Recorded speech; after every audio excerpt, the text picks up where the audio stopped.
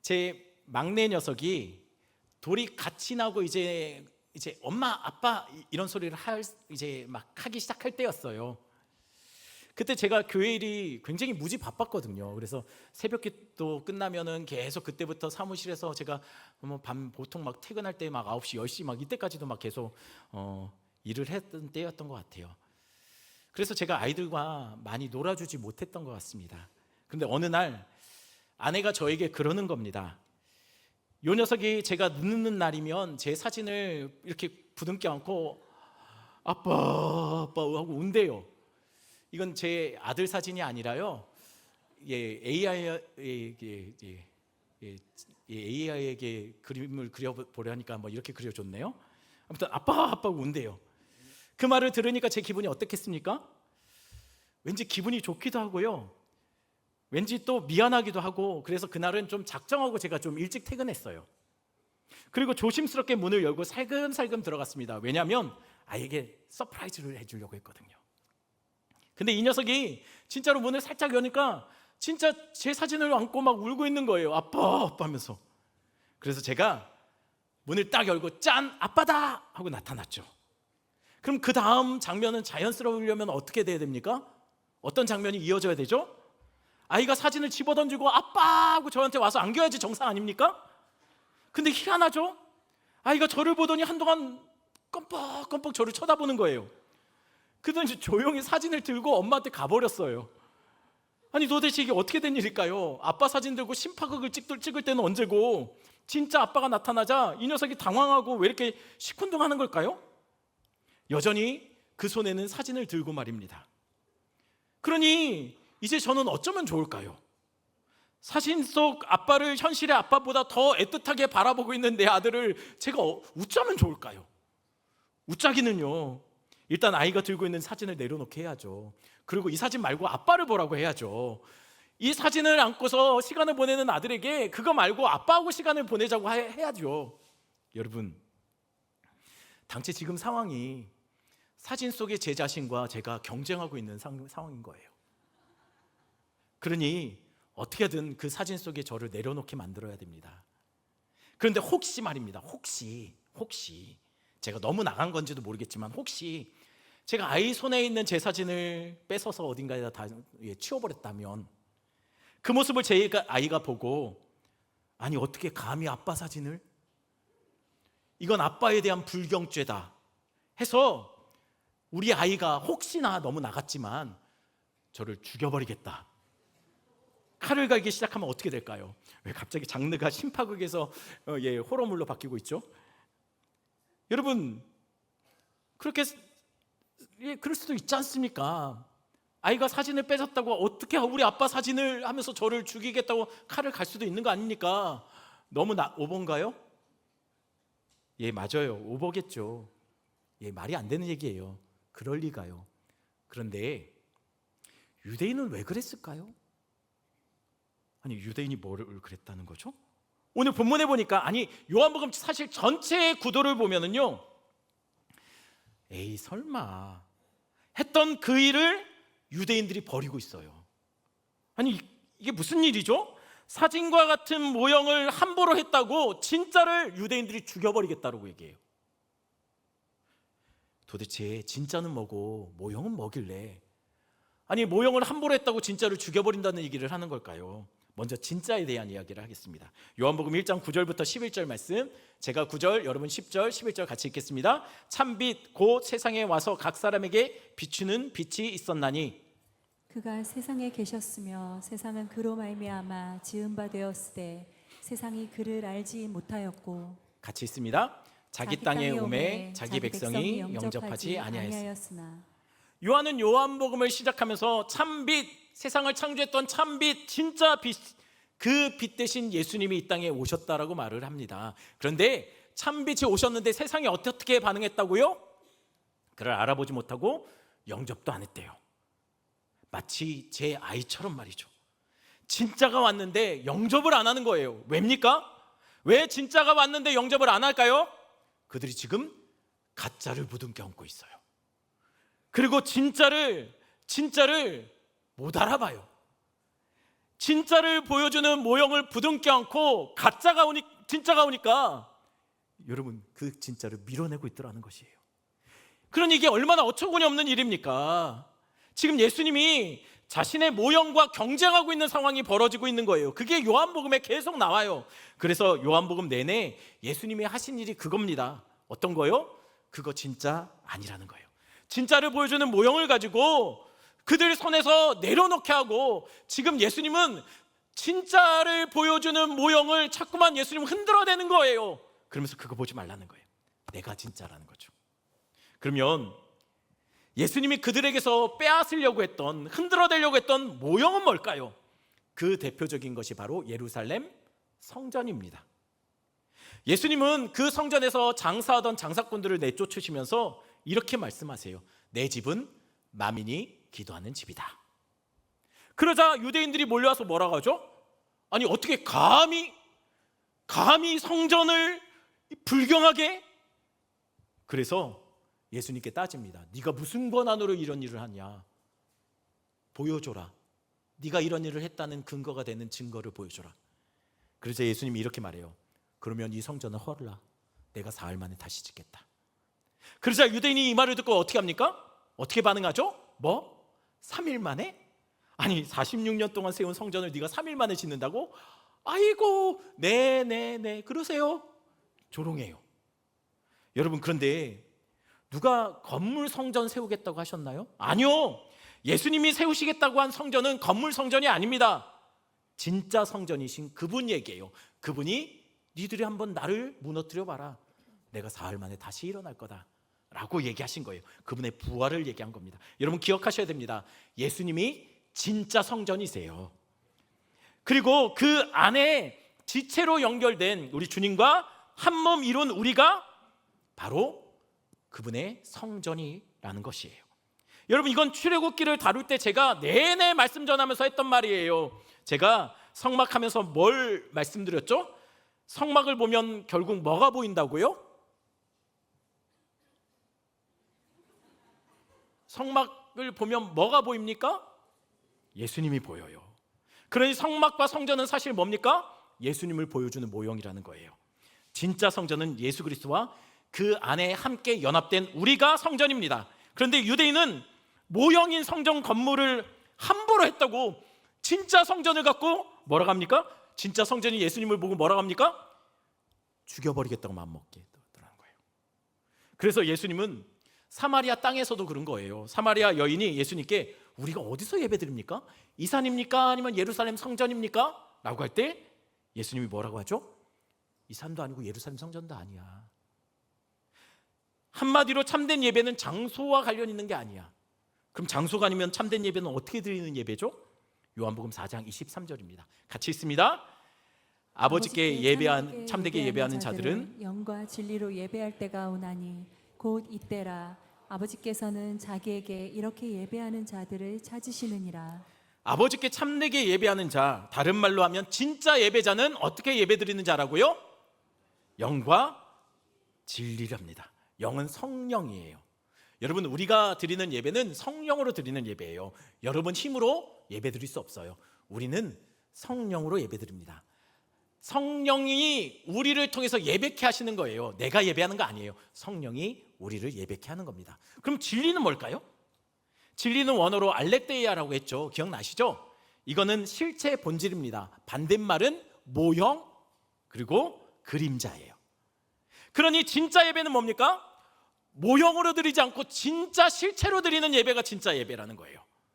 모형인 예루살렘 성전에서 드리는 예배가 아닌 진짜 성전인 대신 예수 그리스도 안에서 성령으로 드리는 예배가 진짜 예배라는 거예요. 모형인 흠없는 양을 끌고 와서 제단 위에 올려놓는 것, 그것이 진짜 예배가 아니라 실체인 진짜인 십자가 위에 오르신 흠없는 어린 양 되신 예수 그리스도, 그 보혈의 공로에 힘입어 하나님께 나아가는 예배가 진짜 예배라는 거예요. 예전에는 모형으로 예배했죠. 하지만 실체 예수 그리스도가 와주셨으니 우리는 예수 그리스도로 예배한다는 거예요. 그러니 우리가 그동안 꼭 잡고 있던 모형, 그거 내려놔야 돼요. 진짜가 왔으면 여전히 그때까지도 모형 붙잡고 있다면 여러분, 그거는 저희 막내 아들 같은 거예요. 진짜를 붙잡아야지 모형을 붙잡으면 안 됩니다. 그런데 유대인들, 죄송합니다, 이 띨띨이들이 어떻게 합니까? 자꾸 예수님이 성전이나 율법에 대해서 그거 실체 아니다, 내가 진짜다 라고 할 때마다 어떻게 합니까? 아니, 감히 거룩한 성전을? 아니, 불경하게 율법을? 아니, 모세를? 여러분, 진짜를 놓고 모형한테 뭐라고 했다고 진짜를 이걸 죽여 말어 이러더라는 거예요. 그런 상황에서 지난주 우리가 무엇을 같이 살펴봤죠? 베데스다 연못에서 일어난 일을 같이 살펴봤습니다. 베데스다 무슨 뜻입니까? 자비의 집, 은혜의 집이란 뜻이에요. 근데 자비와 은혜의 집에 지금 누가 모여 있었습니까? 자비와 은혜의 집에 하나님의 자비와 은혜와 상관없는 저주받은 인생들이 모여 있었어요. 각종 병자들, 이곳에 다 모여 있더라는 거예요. 그 중에서도 성경은 38년 된 병자에 주목하고 있어요. 아마 누워만 있었던 것으로 봤을 때는 그는 중풍병자였던 것 같아요. 당시 중풍병은 죄에 대한 하나님의 저주와 심판으로 주어지는 질병으로 여겨지던 병입니다.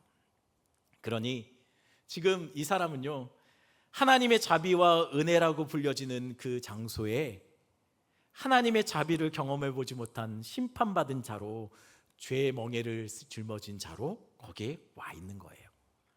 왜 와 있습니까? 그 연못은 지난주에 다 얘기했죠. 그 연못은 천사가 가끔 와서 물을 움직인답니다. 그러면 어떤 병에 걸렸든지 제일 먼저 그 연못으로 들어간 사람이 병에 고침을 받게 되었다고 해요. 그런 풍설이 있어요. 그러니까 38년 된 병자도 그곳에 와 있었던 거예요. 왜요? 내가 먼저 들어가서 병이 낫고자. 그런데 문제가 있었죠. 물이 움직여도 그는 스스로 들어갈 수가 없어요. 누워만 있거든요. 그러니 뭐라도 하고 싶은 심정으로 왔는데, 이렇게라도 하면 언젠가 자기에게도 기회가 올 것이라고 생각해서 왔는데, 뭐라도 해야 되는데 뭘 할 수 있는 게 아무것도 없어요. 그때 예수님이 그에게 다가가서 이렇게 말씀하세요. 네가 낫고자 하느냐? 여러분, 그러면 뭐라고 대답해야 됩니까? 여러분, 뭐라고 대답해야죠? 네, 낫고 싶습니다. 이게 정답이에요. 근데 38년 된 병자는 뭐라고 하고 있죠? 주여, 아니 물이 움직일 때 아무도 나를 먼저 넣어주는 사람이 없습니다. 다들 먼저 들어가네요. 이 말을 왜 했을까요? 혹시 당신은 나를 물에 넣어줄 수 있습니까? 라고 한 거예요. 아니, 예수님이 네가 낫고자 하느냐라고 물었을 때는 무슨 생각으로 물어보셨을까요? 내가 고쳐주려고 생각해서 말했을 거예요. 근데 이 사람은 뭐라고 합니까? 예수님이 고쳐준다는 것에 대해서는 생각하지도 않아요. 난 물에 들어가야겠대요. 내가 그러려고 여기 와 있다는 거예요. 이게 내 방법이고 내 열심이고 내 노력이라는 거예요. 여러분, 주님의 구원하심은 관심이 없어요. 내가 열심히 한번 해보겠다는 것이죠. 끝까지 자기의 열심, 자신의 노력을 포기하지 않아요. 그거 갖고 할 수 없음에도 불구하고 말이죠. 그러니 이 38년 된 병자가 누구를 꼭 닮았다고요? 하나님의 약속의 땅을 하나님이 주신다고 했어요. 근데 광야 이스라엘 백성들은 어떻게 합니까? 하나님은 분명히 그 땅을 주신다고 했어요. 그런데 이스라엘 백성들은 우리가 이 땅을 어떻게 싸워서 이기지? 한번 어떻게 그 땅을 차지할까? 고민하며 정탐꾼을 보내더라는 거예요. 그러다가 어떻게 됩니까? 그 정탐한 날로부터 38년 동안 광야를 헤매고 다녀요. 바로 코앞에 약속의 땅을 보면서도요. 마치 38년 된 병자가 바로 코앞에 우물을 넣고도 들어가지 못하는 것처럼 바로 약속의 땅을 보면서도 들어가지 못하는 38년 된 광야에서 헤매고 다니는 주저앉은 인생들, 바로 이들이 오늘 38년에 간 병자로 누워있던 사람과 똑같다라는 것이죠. 여러분, 우리의 구원이 그래요. 우리는 천국을 바라보죠. 그런데 문제는 우리는 천국을 기대해도 우리 힘으로 못 들어간다는 거예요. 그럼 어쩌면 좋을까요? 여러분, 우리의 율법을 우리가 열심히 지키면 우리가 천국에 당당히 들어갈 수 있을까요? 여러분이 봉사를 많이 하면 우리는 천국 백성으로 당당하게 천국에 입성할 수 있을까요? 아니요. 우린 못해요. 우리의 능력으로 할 수 없어요. 그래서 천국은 약속의 땅이에요. 왜요?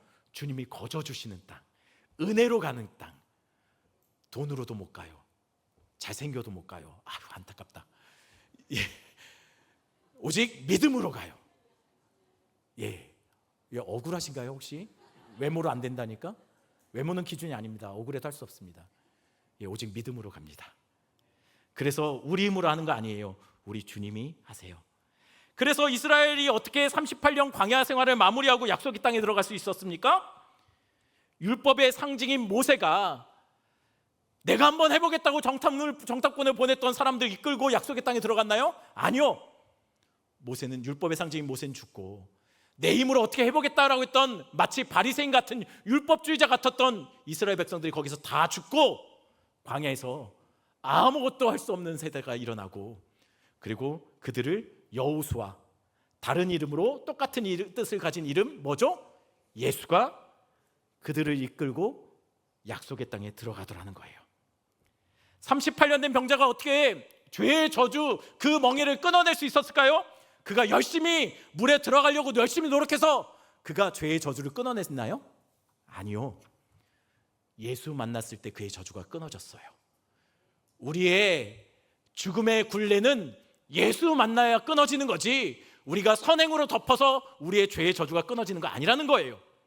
예수 만나야 저주가 끊어지고 여러분 베데스다가 그때 진짜 은혜의 집 자비의 집이 되는 겁니다. 그런데 문제가 그 다음에 터져요. 9절입니다. 9절 같이 있습니다. 그 사람이 곧 나아서 자리를 들고 걸어가니라. 이날은 안식일이니. 38년 된 병자를 고친 날이 언제라고요? 안식일이랍니다. 아니 왜 하필 고쳐도 안식일에 고치는 걸까요? 이게 사실 처음이 아니거든요. 그리고 그때마다 꼭 문제가 생겨요. 예수님도 알아요. 안식일에 병자를 고치면 이런 일을 하면 문제가 생기는 걸 예수님도 알아요. 아는데도 그래요. 아니 왜 하필 안식일에 고쳤을까요? 38년 동안 참았던 사람이면 야 하루만 더 참아 너 내일 꼭 여기 와 해서 고쳐주면 되잖아요. 근데 왜 문제가 생기는데 왜 안식일에 또 고쳤을까요? 아니 그러면 안식일인 것과 병을 고치는 것과 무슨 상관이 있길래 이게 문제가 된다는 걸까요? 여러분 유대인들이 얼마나 안식일을 철저히 지키는 줄 아십니까? 안식일에는요 물건을 옮기면 안식일을 어기는 것이었어요. 이건 일하는 것이었거든요. 예를 들면 여러분 위층에서 아래층으로 수건을 하나 옮기면 이거는 물건을 옮겼기 때문에 안식일을 어기는 것이 돼요. 그런데 밑에 층에서 정말 수건이 필요할 수도 있잖아요. 그럼 어떻게 할까요? 그때는 내 옷에다가 수건 한쪽을 꼬매요. 그리고 내려가요. 들고 옮기는 것은 안식일을 어기는 거지만 내 몸에 붙어서 가는 것은 안식일을 어기는 게 아니었대요. 실제로 그래요. 여러분 웃었죠? 이스라엘 백성들은 이것을 심각하게 그렇게 해요. 또 예를 들면 또 이런 거예요. 안식일에 하품을 하다가 여러분 입속에 벌레가 들어갔어요. 그럼 어떻게 해야 됩니까? 우리가 그렇게 품행이 방정하지 못한 사람이 아닌데도 불구하고 우리 침 뱉어야 되잖아요. 해야죠. 안 합니까? 벌레가 있는데? 근데 침을 뱉으면 어떤 일이 벌어집니까? 흙에 떨어지면 흙이 파이잖아요. 이거는 일한 거예요. 밭을 간 것과 똑같은 효과. 그래서 침을 뱉으면 안 돼요. 그러면 벌레가 들어왔는데 어떻게 하죠? 고단백. 이게 먹어야 뱉어야죠. 근데 흙에 뱉으면 안식일을 어기는 거잖아요. 그래서 바위에 뱉어야 돼요. 바위에 뱉으면 안 파이잖아요. 그 정도로 유대인들은 안식일을 철저히 지켰어요. 우리가 볼 땐 말이 안 되지만 그러니 한번 생각해 보세요. 38년 된 병자가 자리를 들고 돌아다녀요. 그걸 유대인이 보면 어떤 생각이 들까요? 뭐라고 말할까요? 아니 뭐라고 말해야지 정상입니까? 어라? 걷네? 저 녀석 누워만 있던 잔데? 우와, 감사하다. 이게 정상이죠. 그런데 유대인들은 어떻게 반응했죠? 어라? 저놈 걷네? 그것도 자리 들고 있네? 안식일인데? 미쳤네. 여러분 이게 맞습니까? 근데 고침받은 사람한테만 그런 게 아니에요. 예수님에게는 이렇게 입을 대요. 16절 같이 읽겠습니다. 16절 같이 읽습니다. 그러므로 안식일에 이러한 일을 행하신다 하여 유대인들이 예수를 박해하게 된지라. 유대인들이 예수님이 하신 일을 가지고 입을 대기 시작해요. 예수님이 뭘 하셨는데요? 병자 고쳤잖아요. 그거 갖고 입을 댑니다. 아니, 안식일에 이런 일을 했다고? 아니, 어떻게 안식일에 그런 일을 한대? 그리고 몰려가요. 몰려가서 예수님을 윽박지르기 시작해요.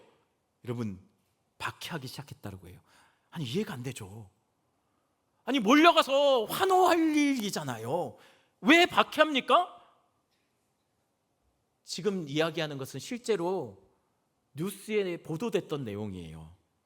길을 가다가 한 여자분이 의식을 잃고 쓰러졌답니다. 그때 그것을 본 근처에 있던 남자분이 급하게 달려가서 이 여자분을 흉부 압박 막 하면서 인공호흡을 해서 간신히 골든타임을 넘기지 않고 살려내서 응급차에 실어서 보냈답니다. 그리고 나서 이 여자가 완전히 회복돼서 퇴원을 하게 됐대요. 퇴원한 여자가 제일 먼저 찾아간 것은 이 남자였대요. 그리고 남자를 찾아가서 뭐라고 했냐면, 왜 내 몸을 허락도 없이 만졌냐, 성추행이다 해서 실제로 고소했답니다. 여러분, 앞으로 지나가다가 이성이 쓰러져 있으면요, 아이고 어떻게 기도해 드릴게요 하고 그냥 가요. 이거 왜 여러분 이게 이해가 됩니까, 이 상황이? 여자분은 좀 다르게 느끼는 수도 있지만, 아니 조금 어쩌면 깨고 나니까 조금 부끄러워서 따질 수는 있을 것 같아요. 그래도 이걸 고소할 일입니까? 그러니 말이 안 되잖아요. 38년 된 병자를 고쳤더니 사람들이 몰려와서 그렇게 말해요. 아니, 안식일에 어떻게 사람을 고칠 수 있냐고, 아니 어떻게 율법을 어기냐고 예수님을 윽박지르더라는 거예요. 아니, 이게 이렇게까지 할 일인가요? 그래서 예수님이 그들에게 뭐라고 합니까? 17절이에요. 17절 같이 읽습니다. 예수께서 그들에게 이르시되 내 아버지께서 이제까지 일하시니 나도 일한다 하시매. 예수님이 그들에게 뭐라고 합니까? 아버지가 일하시니까 나도 일하지 라고 하세요. 하나님이 어떤 일을 하시는데요? 안식일에도 하나님이 어떤 일을 하시죠? 여러분 기억하십시오. 하나님은 세상 모든 민족이 구원을 얻기까지 쉬지 않으시는 분이세요. 그때는 안식일에도 마찬가지입니다. 하나님은 그의 백성들이 생명을 얻는 사역을 안식일에도 끊임없이 한다는 거예요. 우리 하나님에게 월차, 휴가, 반차 그런 거 없습니다. 그분은 영혼 구원 사역을 완성할 때까지 쉬지 않으세요. 그래서 예수님도 그 구원 사역을 위해 안식일에 일하고 계신다는 겁니다. 왜입니까? 하나님이 일하시니 아들도 일한다는 거예요. 아니, 사실은 일부러 예수님은 안식일에 특별히 병 고치는 사역을 더 대놓고 하고 계시는 거예요. 왜입니까? 유대인들이 안식이라는 모형을 끌어안고 진짜를 못 보고 있으니 그 모형을 흔들어대는 거예요. 안식일 제도는 사실 진짜 의미는 그게 아니다라는 거예요. 그래서 대놓고 진짜 안식일의 의미가 무엇인지 알려주시고자 지금 안식일에 특별히 예수님이 병자를 많이 고치는 거예요. 그러면 안식일 제도라는 모형이 말하는 진짜는 무엇일까요? 여러분, 안식일이 어떻게 생겼습니까? 안식일이 어떻게 생겼죠? 잘생겼죠. 없었으면 큰일 날 뻔했죠. 잘생겼죠. 안식일이 어떻게 생겼냐면요, 하나님 태초에 천지를 창조하시고 6일 동안 창조하시고 7일째 쉬셨잖아요. 그럼 왜 쉬셨습니까? 6일 동안 너무 바쁘셔서, 너무 모든 세상을 다 창조하시느라고 힘들어서 고단하셔서 우리 주님이 쉬셨나요? 맞습니까? 여러분, 우리끼리 이야기지만 하나님이 뭐가 힘드세요? 말로 다 했는데 힘드실 리가. 말로 다 했잖아요.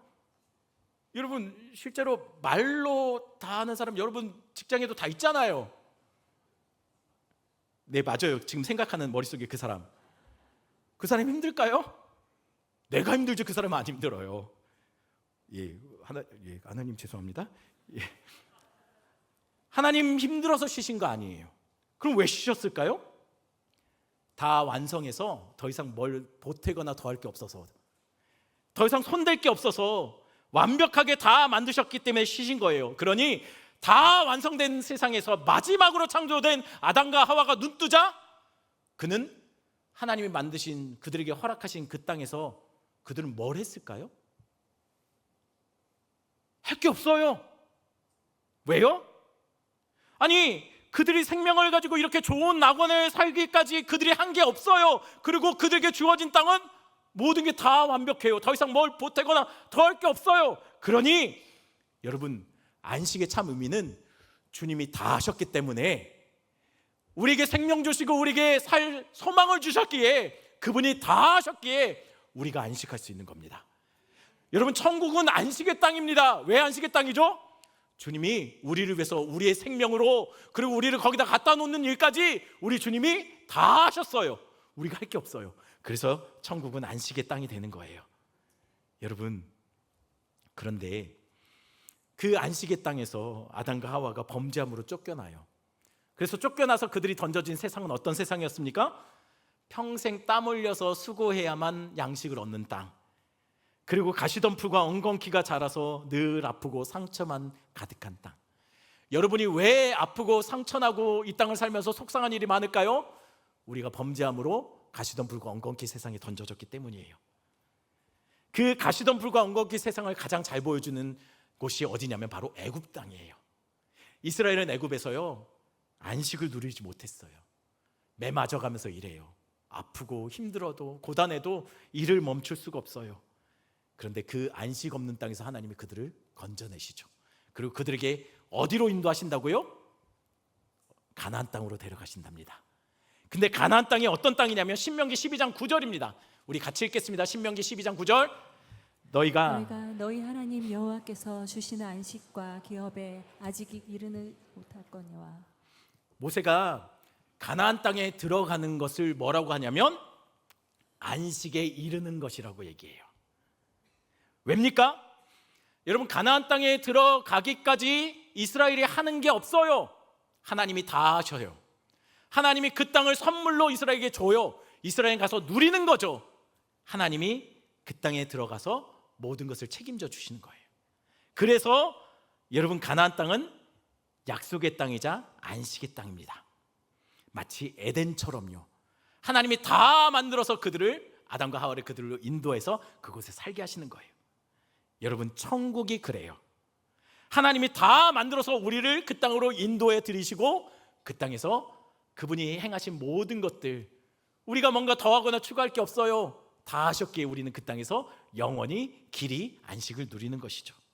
그러니 이스라엘은 38년간 불순종의 죄로 광야를 떠돌다가 여호수아, 다른 이름으로 예수의 인도함을 받아 죽음이라는 모형인 요단강을 건너 약속의 땅 가나안으로 들어가요. 이게 모형이라는 거예요. 우리도 이 땅을 살면서 결국은 마지막 순간 어떻게 됩니까? 이 땅 광야 같은 세상을 살다가 죽음이라는 요단강을 건너 약속의 땅 천국에 들어가게 될 거예요. 누구의 인도함을 받아서요? 예수 그리스도의 인도함을 받아서요. 여러분, 38년간 광야에 주저앉았던 이스라엘처럼 오늘 본문에 38년간 주저앉은 병자도 그랬습니다. 뭐가 그랬습니까? 그가 구원받기 위해 한 게 없어요. 뭘 하려고 했어요. 근데 할 수 있는 게 없었어요. 그는 매일같이 베데스다 연못에 앉아 있었습니다. 거기에 들어가고자 안타까움으로 노력하고 몸부림쳤어요. 근데 할 수가 없었어요. 그런데 그가 오늘 예수님의 인도함을 받아서 38년간의 그 저주를 끊어내고 평생 경험해보지 못한 첫 번째 안식일을 경험해요. 이전에도 안식이라고 불려지는 날들은 많았을 거예요. 그런데 그 안식일에도 그는 쉬지 못했어요. 베데스다 와서 어떻게든 내가 이 죄의 저주를 끊어내려고 몸부림쳤거든요. 쉴 수가 없었어요. 그가 끝까지 뭔가를 해야 됐거든요. 그런데 우리 주님이 그의 죄의 저주를 끊어내세요. 주님이 다 하세요. 그의 구원을 완성시켜요. 이제 그의 구원을 경험했던 그는 다시 베데스다 연못에 안 와도 돼요. 이제는 베데스다에 와서 연못에 들어가고자 몸부림치지 않아도 돼요. 그가 이제부터 할 일은 나를 구원한 그분을 생각하며 그 은혜를 잊지 않고 사는 것, 그 나에게 허락하신 그 구원을 누리는 것이 그가 할 수 있는 유일한 것이라는 거예요. 여러분, 우리도 마찬가지예요. 우리 구원받기 위해 우리가 할 수 있는 것이 없습니다. 왜요? 그분이 다 하셨거든요. 어디서요? 십자가에서요. 우리가 올라가야 돼요. 우리의 죄값을 우리가 그렇게 치러내야 돼요. 그런데 우리 주님이 십자가에서 죽으시고 피 흘리시고 그리고 죽는 순간 다 이루었다, 거의 이루었다, 아니에요. 다 이루었다. 100% 다. 주님이 다 하셨어요. 그러니 우리가 구원을 여러분 완성시키기 위해 우리가 뭔가를 보태거나 더할 필요 없어요. 주님이 다 이루셨으니 그 구원에 우리는 예배함으로 올라타는 거예요. 믿음으로 그 구원에 우리가 합승하는 거예요. 그게 진정한 안식일의 의미예요. 여러분 구원받기 위해 뭘 안 하셔도 돼요. 여러분의 죄짐 다 들고 주님 앞에 가면 돼요. 수고하고 무거운 짐진 자들아 다 나에게로 오라, 내가 쉼을 주리라. 우리의 죄의 저주가 끊어졌습니다. 주님이 다 이루셨으니 우리는 그 구원에 감격함으로 그 구원을 누리는 거예요. 그게 영원히 우리가 천국에서 할 일입니다. 제가 이전에도 한번 얘기했던 것 같아요. 중학생 아이들, 제가 가르친 아이들이 저를 찾아왔어요. 목사님, 천국 가면 우린 뭐 하죠? 우리 아이들은 생각하기에 그렇게 생각한 것 같아요. 이제 대궐도 생기고 포르쉐도 막 하나씩 다 주고 막 천사가 옆에서 막 부채질하고 있고 네일 아트 해주고 막 산삼으로 깍두기 담아 먹고 막 이럴 줄 알았나 봐요. 자기를 위한 나라. 그런데 제가 그렇게 말했어요. 천국 가면 우리 예배해. 아이들이 갑자기 난처해하는 표정을 지으면서 예배만 드려요? 예배만 드려. 여러분 맞습니다. 천국은 예배하는 곳이에요.